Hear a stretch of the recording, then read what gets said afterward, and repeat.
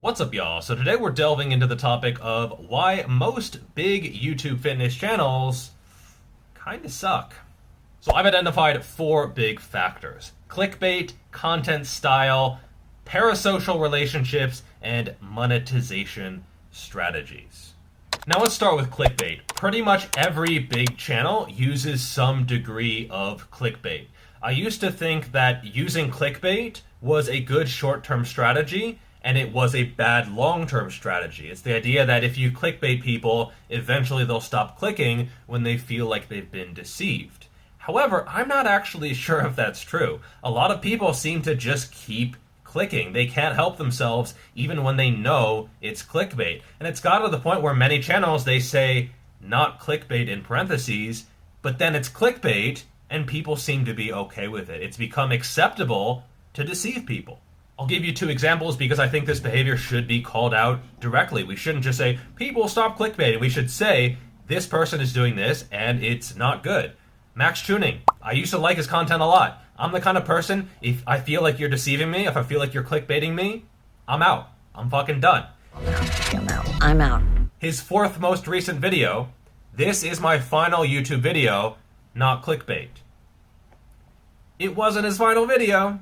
And I get it. I understand it completely. The bigger your channel gets, the bigger the discrepancy between a really good video and an average video. A title and a thumbnail could be the difference between 20,000 views and 200,000 views, or 2 million views. Just a few letters on the screen as you're making the video, it has a profound impact. But that doesn't make it right.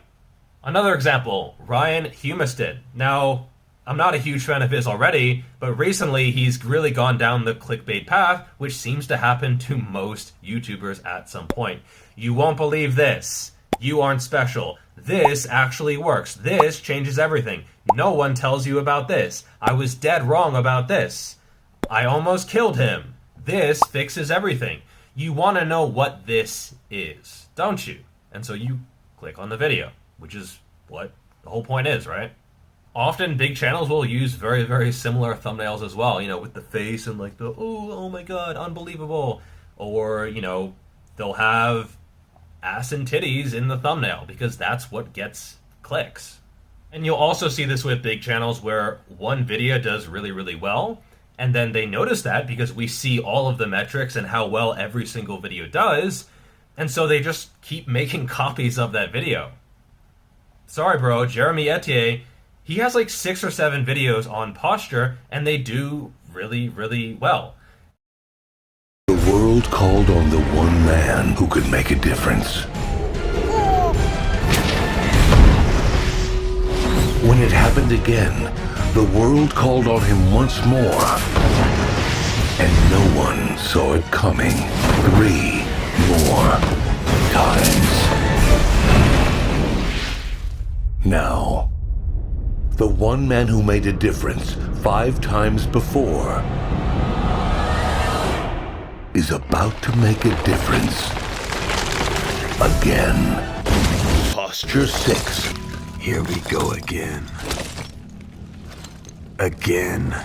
A lot of bigger content creators, they are essentially slaves to the algorithm. They're not making videos to help people. They're making videos because people click on them. And there is a little bit of a difference there. And I understand that you can't really fault content creators for making popular content. To a lot of people, that's the entire point, right? To drive the numbers up, to make money, to make a living. But at a certain point, you have to realize that people are not always right. Just because people are going to click on something, that doesn't make it have value. And at a certain point, you have to have the balls to say, I'm not going to be a slave to the algorithm. That's the only way that they can think of success. Not in doing good, but in doing well. Which brings me to content style. By virtue of being a big channel, you have to have mass appeal. You can't really delve into niche topics, especially once you are big. If no one's going to click on them, your channel is essentially going to die. And so occasionally I will put out a video that I know is going to do really, really bad. I know it's going to be a 10 out of 10. So the worst out of the 10 most recent videos. And that sucks, but sometimes some things need to be said. Sometimes I have to talk about a topic that I know most people don't care about because it is going to help those few people who do watch it. And you kind of have to target beginners because that is like 70 or 80% of people watching YouTube fitness as a whole. If you're not targeting beginners, you're never going to have a big channel. Point blank. A lot of big channels also target teenagers to the point where they used to be relevant and now they are hanging out with younger influencers in order to try to stay relevant. It's kind of ironic how every up-and-coming YouTuber or Instagrammer finds their way to Bradley Martin and then all of a sudden ends up on a Natty or Not video. Like, what are you doing to these kids, bro? As your channel gets to a certain size, you kind of have to, I know this sounds bad, I'm just going to say it, you kind of have to dumb things down a little bit. Just because most people, they want to be spoon-fed the answer. Just tell me how many sets, how many reps, which exercises. I don't want to have to think about this. I don't want to have to hear nuance. I don't want to have to hear like a wishy-washy answer, which is actually closer to the truth.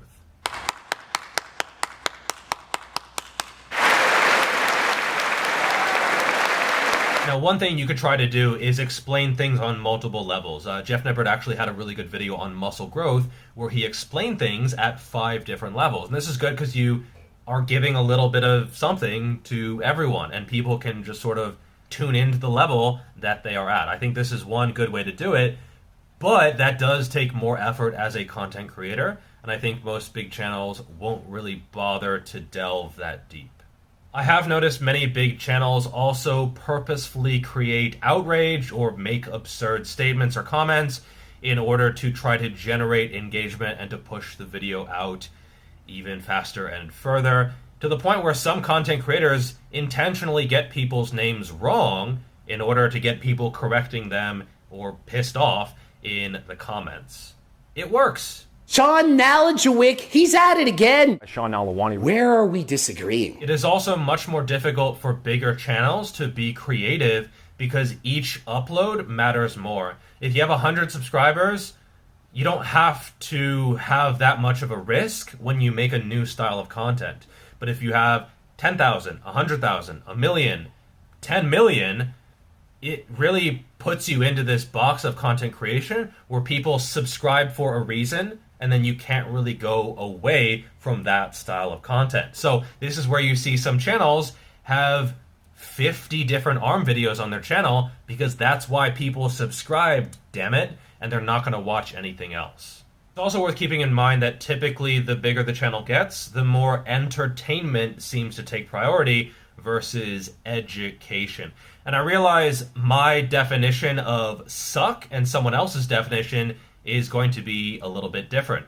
Clearly, these channels wouldn't be big if everyone thought they sucked. I have noticed a number of channels who used to be more educational and now they are more focused on entertainment, reaction videos, that kind of stuff.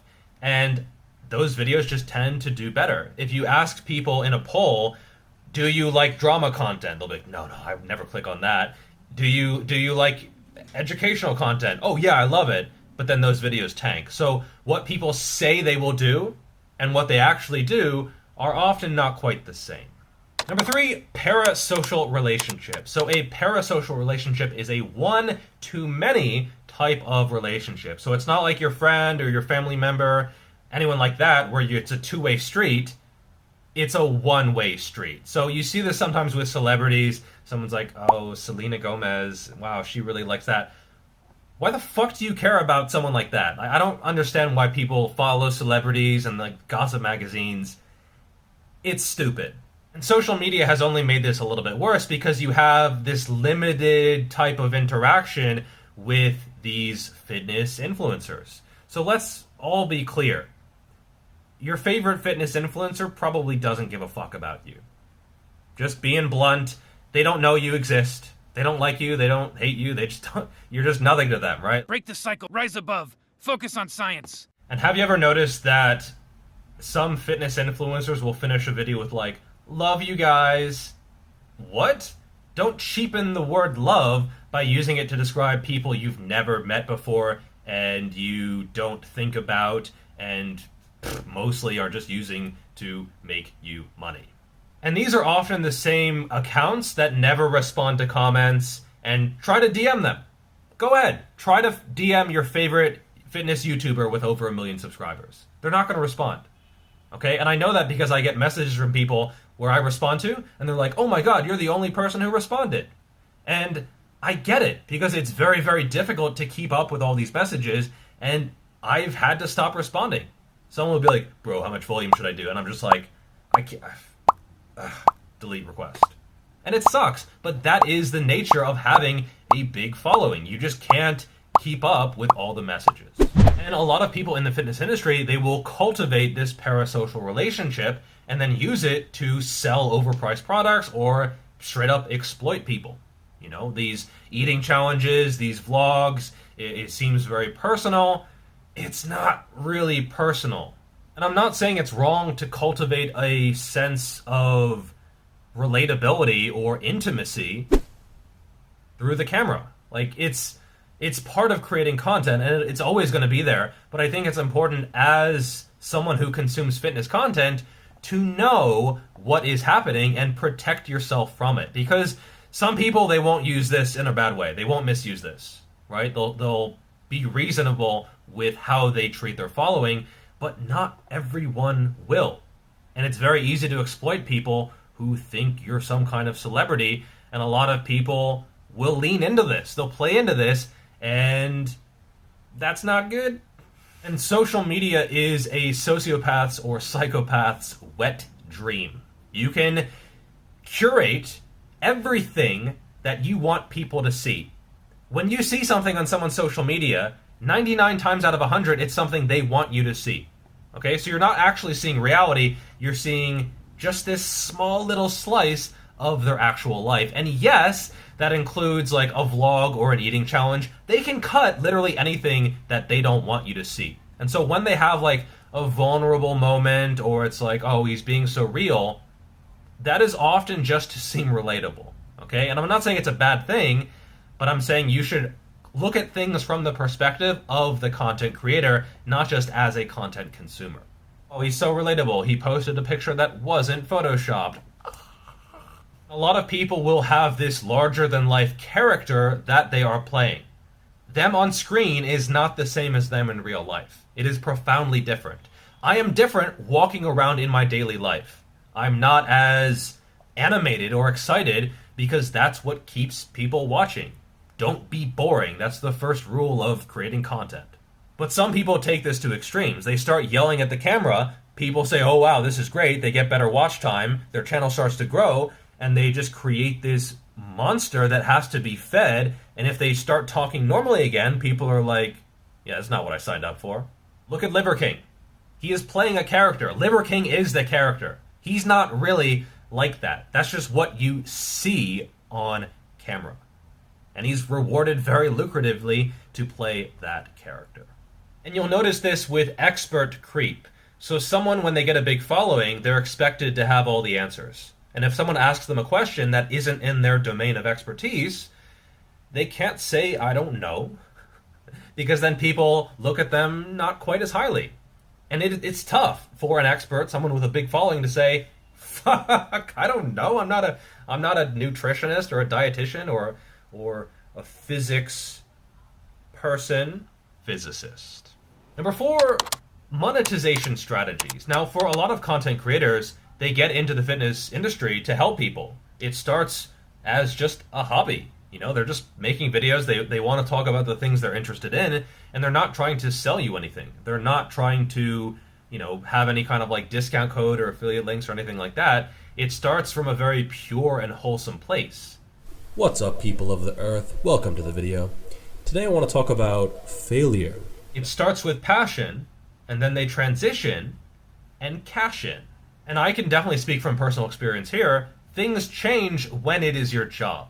Now you are reliant on views, you are reliant on subscribers, on growth, on clicks, on monetization, on selling something, on the marketing side of things. Most channels that have 500 subscribers or 1,000 subscribers, they're not trying to sell you anything. They're not trying to push any products. They're not trying to have sponsored ads and placements in the middle of the video.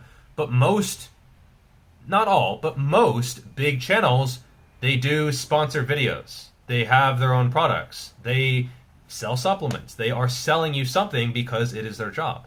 And that's fine. It's my job as well. But it does change things. Now, sponsored videos are something that I'm not entirely against. If it's something that it's a good product, it's relevant to the video, it's something that they actually use, I think that's fine.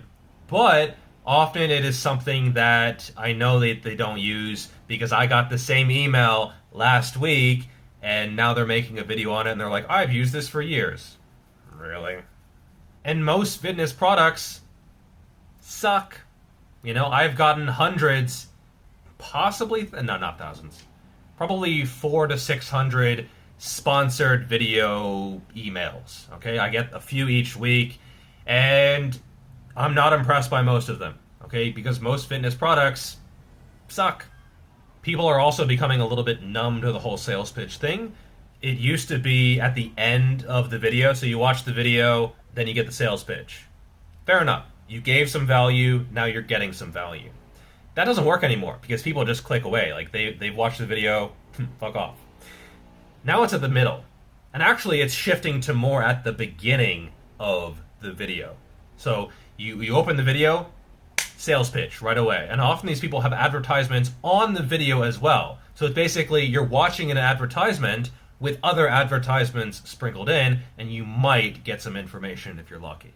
You look at someone like Alpha M. You can tell that he makes the video to place the product. It's not a genuine video that he wants to make. He's not just making a video on jump roping because that's something he likes to do. No, the company reached out to him, and so he's like, yeah, I guess I'll make a video on this. And then obviously it's going to be clickbait as well, and he's going to try to get as many views as possible. And so the tone of the channel changes significantly. I try to strike a balance between selling my book and not being over the top with it. Like, I'll mention it at the end if people want to get it. It's a very, very good product. I realize I'm mentioning it right now. Oh my god, this sounds like a sales pitch. That's ironic. But I don't make a video to sell a product. I make the video and then I just mention it because it's something I put a lot of work into. I think that's the big difference. And so all of those factors are why most 1 million plus YouTube fitness channels, in my opinion, suck. Now, there are a few exceptions. Andrew Huberman, I watch his stuff pretty regularly. I think he has a slight problem with expert creep at times, but I think he's also aware of it, and he's been better recently. Geoff Nibbard, fantastic. I think he's a model for anyone who wants to have a big channel and is doing things the right way. Fitness FAQs, also fantastic content. Really enjoy his stuff. And then More Plates, More Dates as well. Those are the only 1 million plus channels that I am subscribed to. All of my subscriptions are public. You can go to my channel and check on the channels tab or whatever, and it shows every single channel that I am subscribed to.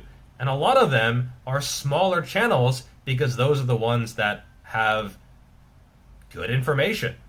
Now, if all that sounded bad, keep in mind that YouTube is probably one of the better platforms out there. It's way worse on Instagram, and by any and all accounts, TikTok is the worst of all. So, you know, could be worse.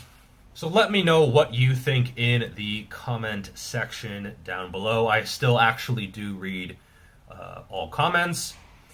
And I understand where these pressures come from because over the past 2.5 years, I have felt these pressures more and more with regards to clickbait, with regards to creating content, with regards to parasocial relationships, as well as monetization.